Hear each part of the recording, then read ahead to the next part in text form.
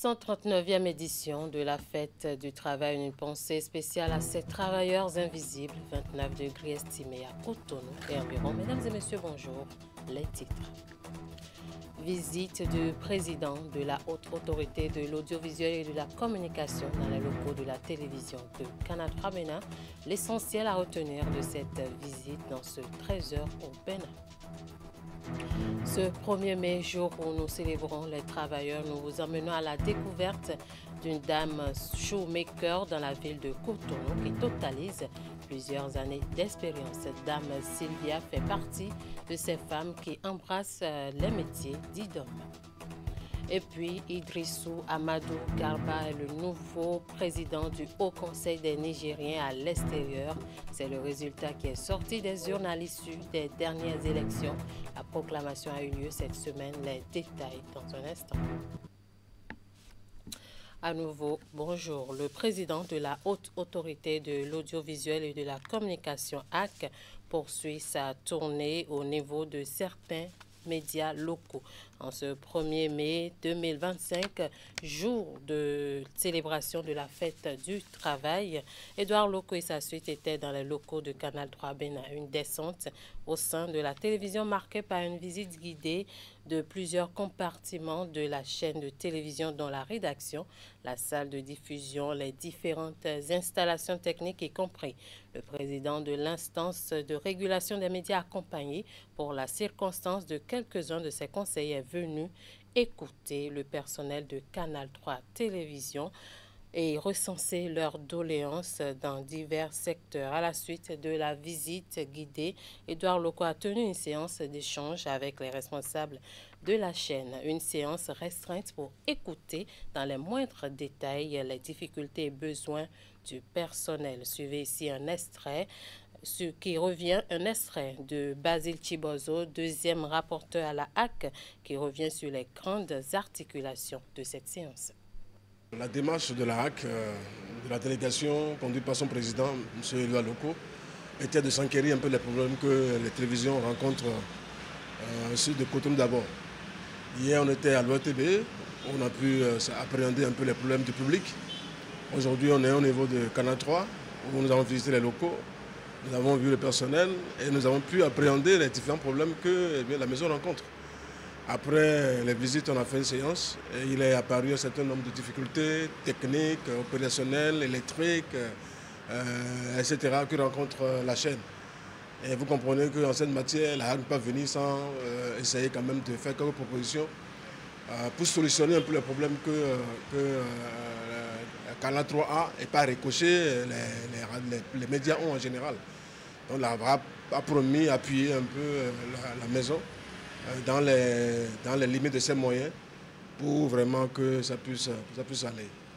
Donc c'est une visite de travail, d'appréhension des problèmes et de solution des problèmes. Voilà. Donc la HAC est à l'écoute des médias. Là, c'était une mandature à l'écoute des médias et c'est encore la plus supplémentaire. Puisque dans l'histoire de la HAC, il n'y a jamais eu un président qui ait parcouru la rédaction. Ça, c'est une première et il faut le noter. Ça dénote de la détermination de la HAC, cette mandature, sous son président Édouard Loko, a vraiment impacté les médias positivement. A assaini, a accompagné, a appuyé dans la formation et tout, dans les productions, etc. Donc c'était ça. Le but de la visite. Ouais, nous allons continuer demain avec Eden, avec TV Carrefour et puis ça finit lundi. Voilà, de plus en plus, les femmes travaillent à mériter effectivement le statut d'être égal à l'homme. Cela se remarque à travers la nouvelle tendance observée dans nos villes où les femmes embrassent et exercent les métiers autrefois exclusivement dits réservés au sexe masculin. C'est le cas d'une dame du nom de Sylvia Prudencio qui répare et entretient les chaussures. Elle totalise plusieurs années d'expérience qui font d'elle une véritable shoemaker, comme on les appelle dans ce métier. Marlène Azinongbe nous amène à la découverte de cette jeune dame qui se démerde bien dans un domaine dans lequel elle n'a pas reçu une formation de base. Suivons ensemble. Il n'y a pas de saut métier, dit-on. Sylvia Prudencio, mère célibataire et réparatrice de chaussures dans le 10e arrondissement de la ville de Cotonou, en est la preuve palpable. À première vue, le doigté qu'elle applique sur les objets qu'elle doit réparer, on dirait qu'elle s'est fait former. Mais dans le fond, Sylvia Prudencio n'a jamais suivi une formation dans ce métier qui lui permet de joindre les deux bouts au quotidien. C'est parce que j'ai eu à rencontrer beaucoup de difficultés que j'ai commencé à exercer ce métier. J'ai eu un copain qui réparait les chaussures. Ce dernier ne nous nourrissait pas, mes enfants et moi. Mais j'avais l'habitude de le suivre quand il travaillait. J'observais ses faits et gestes. Je n'ai pas appris ce métier. Frustré par son comportement, j'ai demandé à Dieu de m'aider à m'y essayer. Toujours matinale, cette jeune dame exerce ce métier que d'aucuns qualifient de métier d'homme. Connue pour son travail bien fait avec finesse et minutie, elle est très sollicitée. Au début, j'avais honte, mais cela ne m'a pas empêché de continuer. Quelques années après, les clients affluaient. Cela fait près de 10 ans maintenant que j'exerce ce métier. Généralement, les premiers clients s'amènent vers la réparatrice de chaussures en début de matinée et pas de répit pour le reste de la journée, confie-t-elle. Après les salutations et explications du client sur la qualité du service qu'il recherche, on passe à l'étape des négociations pour ce qui est du coût de la prestation.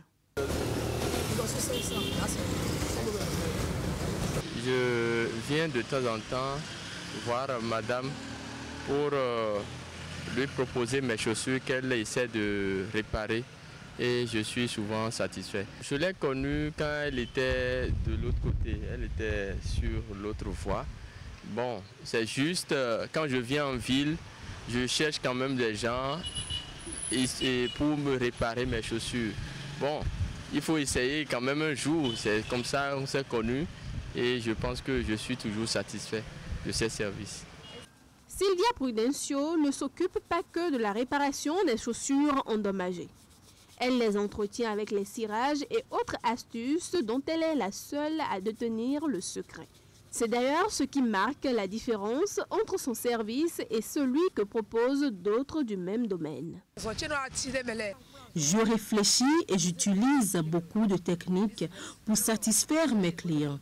Je ne sollicite personne d'autre pour m'aider, je répare les chaussures moi-même. Certains clients disent que je suis un peu chère, mais je leur explique que le prix est proportionnel à la qualité du travail que je leur rends. Ils essaient parfois de me duper. Les recettes quotidiennes de la shoemaker tirées de son travail lui permettent de subvenir à ses besoins et ceux de ses 2 enfants dont elle a la charge. Pour elle, le métier qu'elle exerce nourrit son homme. Il y a quelques années, je faisais 8 000 francs par jour comme recette. Aujourd'hui, je suis pratiquement à 5 000 francs par jour. Il y a des jours ou des semaines au cours desquelles je n'ai pas de clients. L'essentiel pour moi, c'est de nourrir mes enfants, payer leur scolarité et mon loyer. Dans cette satisfaction qu'elle affiche se cachent des difficultés qu'elle tente de résoudre au quotidien. Je rencontre d'énormes difficultés dans ce métier. Les aiguilles me déchirent les doigts. Le marteau me blesse, c'est très compliqué, mais vu que c'est cela qui me nourrit, je m'y fais. Surtout quand il s'agit de coudre les rondiers, c'est plus difficile. Je ne me décourage pas au vu de cela, car je n'ai vraiment pas le choix. Je rends juste grâce à Dieu au quotidien. Dans un monde en pleine évolution, où le marché de l'emploi devient de plus en plus exigu, chacun se ferait son chemin pour assurer sa survie. Nous allons cette fois-ci à Saint-Valois à la découverte d'autres femmes qui excellent, elles, dans l'art de la poterie. Elles sont basées à Pataba. Leurs connaissances se transmettent de mère en fille. Elles travaillent souvent en groupe pour subvenir à leurs besoins. Mais leur travail reste pénible et peu rentable au regard de l'aspect rudimentaire des techniques de fabrication des pots en terre cuite. Une de nos équipes en tournage est allée partager quelques moments avec ces braves femmes. Voici le reportage de Ulrich Gaba sur les images de Rachidi Soubero. Ici, le travail se fait essentiellement à la main, des mains habiles pour modeler l'argile. C'est un travail de plusieurs heures, voire de plusieurs jours, et qui nécessite attention, souplesse et agilité. Réunies en association, les femmes potières de Pataba font partie de ces longues lignées de potières traditionnelles. La connaissance ici est transmise de mère en fille.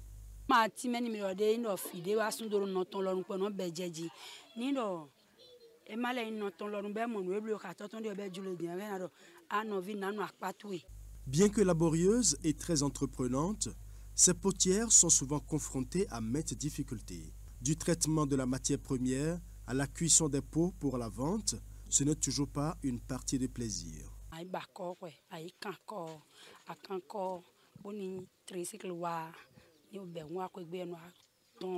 Quantité de bas de bonazan bon rosinji rosinji ya blo quelque temps aller voir rosinji pas de mon ko no abobo e bobo lo de nya de wo mi money no wo mi no nya de wo e no abo wo mi no abedo seji wo mi bedo seji lo mi no aso mi so e no abo chile wa mi mo no bo wa no do ken mi mo kede ro ko me en choki jeyin ko me sin ken akege ko o sin ken. Conduite par l'Association pour le développement de la commune de Savalou, quelques membres du Rotary Club Paris Avenir sont émerveillés par la qualité du travail des femmes potières de Pataba. Ils réfléchissent déjà aux voies et moyens pour les accompagner dans l'amélioration de leurs conditions de travail. Aujourd'hui, on voudrait développer le tourisme un petit peu à Savalou parce que ça ramène de la richesse. C'est un lieu touristique qui pourrait être organisé et aménagé pour que ça attire les gens. Ce qu'elles font, c'est juste fantastique.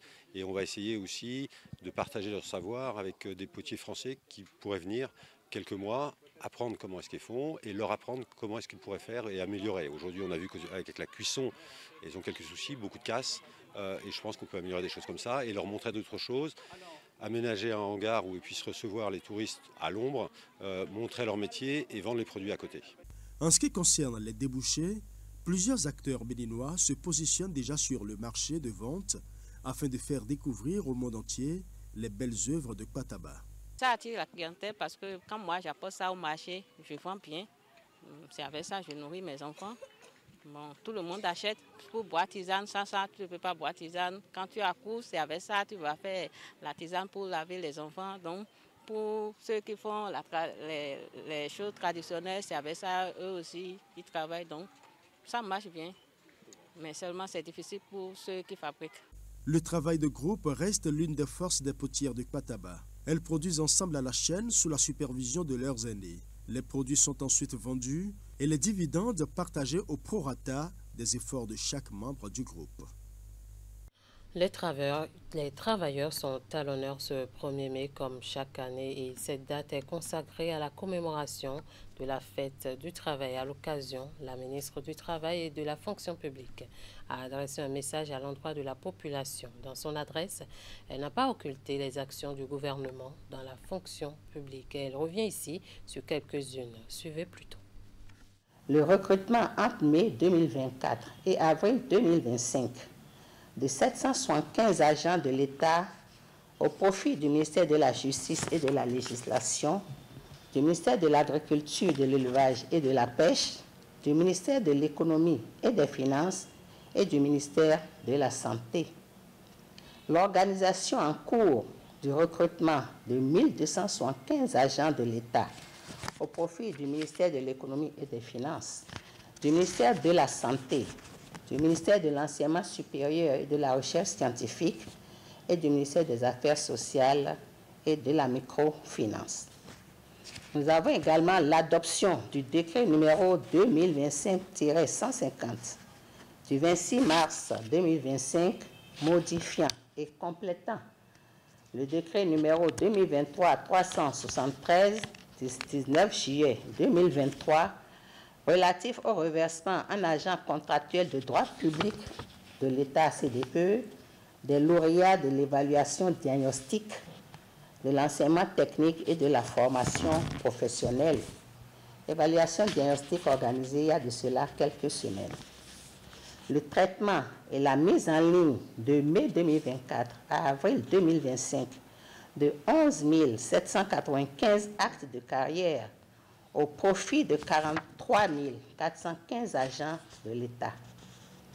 La promotion en 2024 de 6 365 fonctionnaires de l'État et la poursuite et l'intensification de la digitalisation des services publics dans le but de faciliter l'accès des usagers en général et des travailleurs en particulier aux services administratifs de manière plus prompte, plus transparente et plus sécure. Amnesty International Bénin a procédé ce mardi par le biais d'une conférence de presse à la présentation de son rapport sur l'état des lieux des droits humains aux échelles mondiales et nationales en 2024. Résultat d'une collecte d'informations sur 150 pays, le document dépeint un monde en mauvaise santé, déstabilisé par de nombreux faits d'injustice affectant une pluralité de secteurs de vie humaine. Voici le compte rendu. Le tableau est sombre. Les droits humains connaissent une régression notable et notoire dans le monde en 2024. Un recul dont les points névralgiques sont disséminés dans plusieurs coins de la planète. En 495 pages, le rapport présente des droits de l'homme méprisés et mis en berne par les dirigeants du monde, notamment aux États-Unis, en Ukraine, à Gaza et au Soudan. Au niveau international, le document met en lumière de nombreux maux dont souffre l'humanité. Le rapport « La situation des droits humains dans le monde » rend compte des répressions violentes et généralisées de la dissidence, de l'escalade catastrophique de conflits armés, de l'insuffisance des efforts pour faire face au dérèglement climatique et d'une offensive croissante menée dans de nombreux pays contre les droits des personnes migrantes ou réfugiées, des femmes, des filles et des personnes LGBT. À moins d'une volte-face mondiale, chacune de ces régressions va encore s'aggraver en 2025. Sur le plan national, Amnesty évoque entre autres violations l'interdiction de réunions politiques, la détention arbitraire, la surpopulation carcérale, la montée de l'extrémisme violent et la restriction des libertés d'expression. Nous avons noté que le 26 avril à Cotonou, les forces de sécurité ont réprimé avec une force excessive une manifestation syndicale contre le coût élevé de la vie que le préfet du département du littoral avait interdite au motif qu'aucune demande d'autorisation n'avait été reçue. Plusieurs dirigeants syndicaux ont été arrêtés puis remis en liberté le jour même. Les conférenciers ont saisi cette occasion pour attirer l'attention du public, des autorités et des acteurs politiques sur un plaidoyer, celui de la révision du code pénal. On a vu dans ce code pénal-là qu'il y a certaines dispositions qui mettent à mal la jouissance des droits humains, notamment ici le droit de réunion pacifique. Et c'est sur ça que nous travaillons actuellement avec d'autres partenaires de la société civile, où nous sommes en plaidoyer depuis bientôt 2 ans maintenant. Créé le 28 mai 1961 à Londres, avec pour objectif de veiller au respect des droits de chacun et chacune, Amnesty International est un mouvement rassemblant 10 millions de personnes dans 150 pays. À l'Association nationale des communes du Bénin, les membres de la commission thématique eau, assainissement et infrastructure ont procédé cette semaine à l'état des lieux de la gouvernance de l'assainissement de base au Bénin. C'est à la faveur de la 2e session ordinaire au titre de l'année 2025. 2 jours de travaux effectués sous le thème « Réflexion sur les synergies et la concertation dans la gestion de l'assainissement de base ». Voici le point avec Narcisse Alossé. Ils se concertent ici à Lokossa pour scruter l'avenir de l'assainissement de base au Bénin. Ces hommes et femmes sont des membres de la commission thématique eau, assainissement et infrastructure de l'Association nationale des communes du Bénin. Pour eux, les résultats restent encore en deçà des attentes malgré les efforts déployés quotidiennement par les gouvernants. Les efforts sont souvent dispersés, les actions cloisonnées, les projets parfois redondants et les responsabilités diffuses. Cette situation est symptomatique d'un manque de synergie, d'un défi de concertation entre les différents acteurs, qu'ils soient institutionnels, communautaires ou privés. Nous ne pouvons plus continuer à travailler ainsi phase clos. Il faut donc mutualiser les efforts, d'où ces assises placées sous un thème assez évocateur. Réflexion sur les synergies et la concertation dans la gestion de l'assainissement de base. Chers participants, c'est ensemble, dans un esprit d'inclusion, de concertation et de solidarité, que nous ferons de l'assainissement un levier puissant de transformation sociale et de développement local. Je nous invite à faire de cette session un moment fécond d'échange, de réflexion stratégique et d'engagement concret pour une gouvernance efficace, partagée et durable de l'assainissement de base dans nos communes. Pendant 2 jours, justement, les participants auront à réfléchir pour renforcer les partenariats entre structures sectorielles afin d'améliorer la planification concertée des actions dans le secteur. Un exercice qui devrait aboutir à la définition des cadres de gouvernance pour un futur plus sain et plus propre pour les populations béninoises en termes d'assainissement.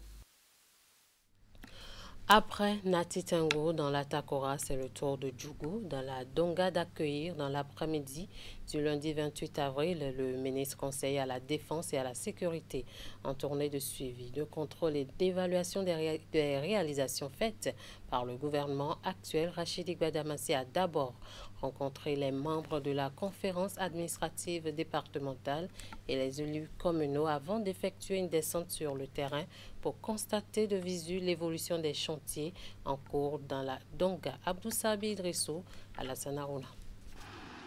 Journée marathon pour le ministre conseiller à la Défense et à la Sécurité. Après l'étape de l'Atakora, où il a échangé avec les différentes autorités locales, le voici à Djougou dans la Donga. Ici, Rachidi Gbadamassi aura un tête-à-tête avec les membres de la conférence administrative départementale élargie aux élus communaux. Occasion pour le secrétaire général de la préfecture d'énumérer d'abord quelques réalisations phares du gouvernement Talon avant de relever les difficultés qui entravent le réel essor économique du département.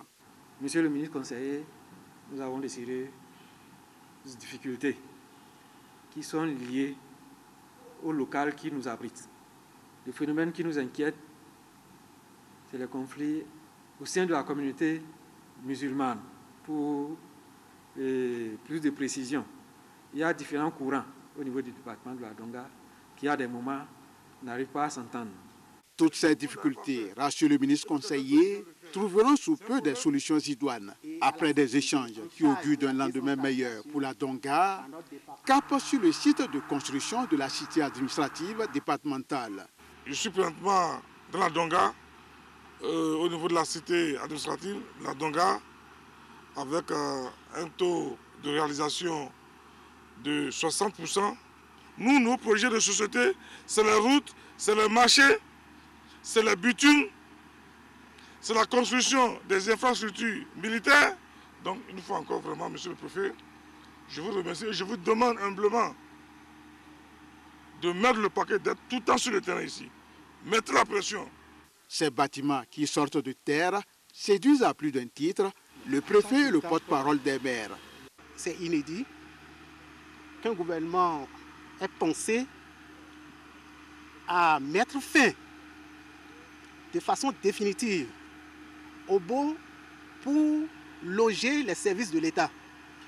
Dire un sincère merci au ministre conseiller. Je voudrais le nommer M. Gbadamassi. J'aime beaucoup ce nom-là.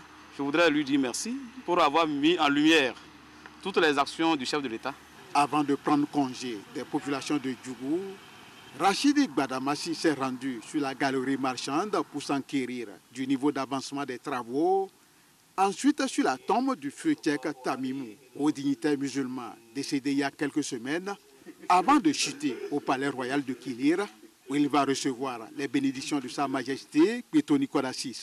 Je prie encore pour Balamasi.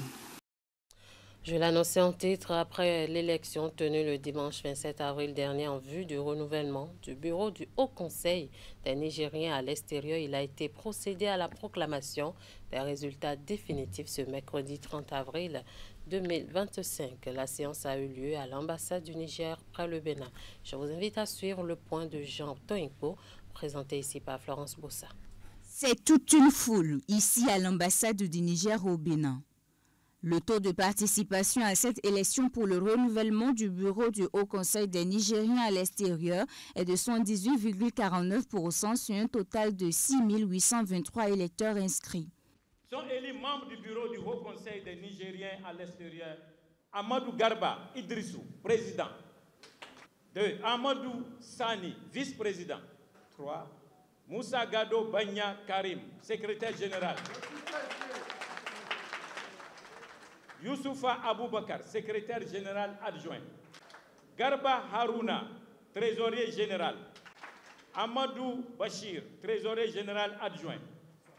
Saini Mohamed El Mokhtar, secrétaire à l'organisation. Ali Hamza, secrétaire à l'organisation adjoint. Ali Zoubeirou, secrétaire à l'information et à la communication. Boubacar Ibrahim, secrétaire adjoint à l'information et à la communication. Abdou Wahabou Abdul Nasir, secrétaire aux affaires sociales et culturelles. Abou Talib Hamadi Suleiman, secrétaire adjoint aux affaires sociales et culturelles. Tahirou Issa Fati, secrétaire à la promotion de la femme. Adamou Mayatou Adamou, secrétaire adjoint à la promotion de la femme. Idrissou Amadou est donc élu président du Haut Conseil des Nigériens à l'extérieur pour un mandat de 4 ans. Une élection transparente qui marque un tournant décisif selon les Nigériens résidant au Bénin. C'est au bout de l'ancienne corde qu'il faut tisser une nouvelle. Les nouveaux auront besoin d'expérience des anciens pour faire marcher, pour faire tourner la machine. Et nous souhaitons bonne chance au nouveau président, bonne chance aux membres élus, et vive l'amitié et la coopération entre le Bénin et le Niger. Masha'Allah, on remercie le bon Dieu qui nous a montré aujourd'hui le bon jour, parce que vraiment c'est une élection qui s'est très bien passée et on remercie le gouvernement du Niger. À part ça aussi, on remercie l'ambassadeur avec son équipe et avec les membres du comité qui sont là, qui sont organisés les élections. Et on remercie aussi toute la communauté nigérienne qui sont ici au Bénin, qui nous a soutenus jusqu'à ce moment. Le vote pour l'élection des membres du Haut Conseil des Nigériens à l'extérieur se fait au bulletin secret et à la majorité simple des voix. Le tandem des 14 candidats en lice a donc obtenu 5 284 voix, soit plus de la majorité exprimée. L'étape suivante est l'installation du nouveau bureau exécutif. Et voilà qui boucle ce 13h au Bénin. Merci de nous avoir suivis. Merci à toute l'équipe de rédaction, de réalisation et de diffusion. Bonne fête du travail à toutes et à tous. Et n'oubliez pas, le travail est libérateur.